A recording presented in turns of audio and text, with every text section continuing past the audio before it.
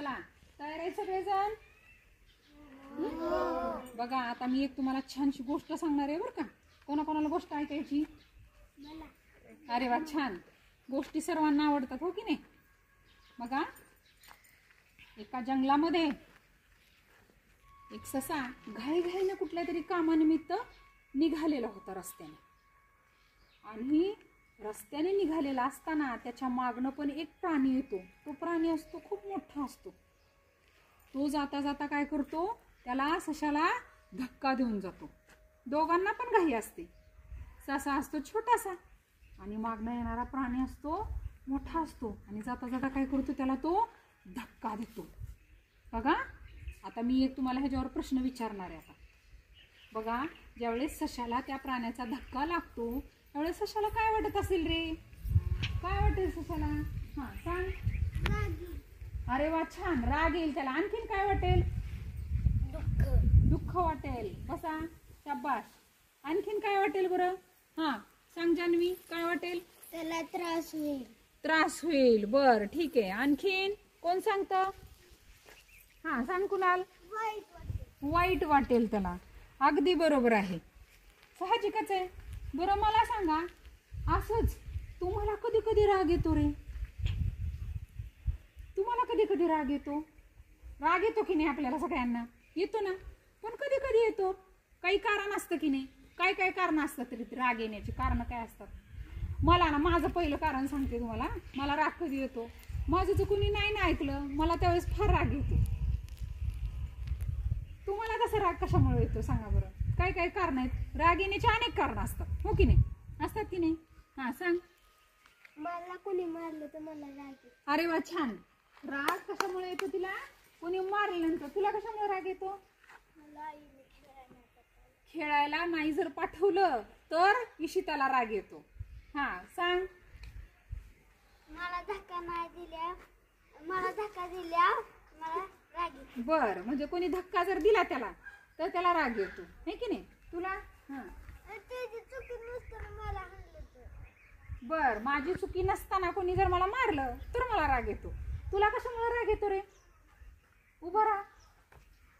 कधी राग येतो तुला? कशामुळे राग येतो? मला हा कोणी हाणलं मला राग येतो. बर त्याला कोणी मारलं ना तर राग येतो. हा सांग. मला आईनं खेळा पाठवलं नाही म्हणून राग येतो. राग. आईने जर मला खेळायला नाही पाठवलं तर राग येतो हे की नाही? हा सांग कृषी. मला आईने खेळायला नाही पाठवलं म्हणून मला राग आला. बर छान छान मस्त. इकडे कोण सांगते? वैष्णवी सांगाल तुम्ही? हा सांग जान्हवी. मला अभ्यासासाठी मोबाईल दिला नाही म्हणून मला राग आला. अरे बापरे. म्हणजे अभ्यासासाठी जर मोबाईल नाही दिला पप्पाने तर तिला राग येतो हे की नाही? माती खेळू नको. बघा राग येण्याचे वेगवेगळे कारण आहेत. बरोबर आहे. मला सांगा आता आपली गोष्ट पूर्ण राहिली की नाही? राहिली ना. आता इथून पुढची गोष्ट आपण सांगणार आहे. कोण सांगणार आहे? तुम्ही सांगायची आता ती गोष्ट. मला सांगा. ससा रस्त्याने चालला होता. त्यावेळेला सशाला मोठ्या एका प्राण्याने येऊन धक्का दिला. धक्का दिल्यानंतर सशाला काय झालं? राग आला, वाईट वाटलं, दुःख झालं. बरोबर आहे. त्याच्या पुढं काय केलं असेल रे त्याने? काय केलं असेल सशाने? मग कोण सांगतं? काय असेल सशाची भूमिका? काय असेल बरं? काय केलं असेल सशाने? तुम्ही काय केलं असतं त्या जागेवर तुम्ही असतात तर? त्या प्राण्याचा पाठलाग केला असता? त्याचा राग केला असता? कुठे गेला असतात तुम्ही? काय केलं असतं? सांगायचे पटकन. तुम्हाला सर्वांना येतंय. हा सांगा. पोलीस स्टेशनला. अरे बापरे. बर ठीक आहे. आणखीन काय काय केलं असतं? काय केलं असतं? बर मी त्याला तिथेच मारलं असतं. आणखीन आणखीन त्याला समजून सांगितलं असतं का? हा सांग भक्ती. मी माझ्या मम्मीला सांगितलं. बर छान. अतिशय सुंदर. छान उत्तर दिलं की नाही तिनं? तर काय केलं असतं?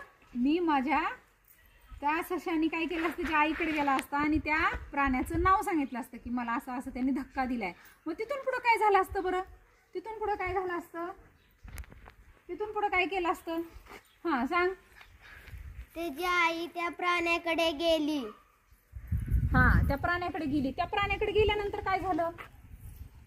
हा त्या प्राण्याला तिच्या माझ्या पोराला तू धक्का दिला. बर, माझ्या मुलाला तू का धक्का दिला आहे की नाही? तर बघा अशा पद्धतीची तुम्ही म्हणजे तो प्राणी त्याला समजून सांगितलं तरी पण त्याला राग त्याचा गेला का नाही. तर असे वेगवेगळे कारण आपल्या राग येण्याचे असतात.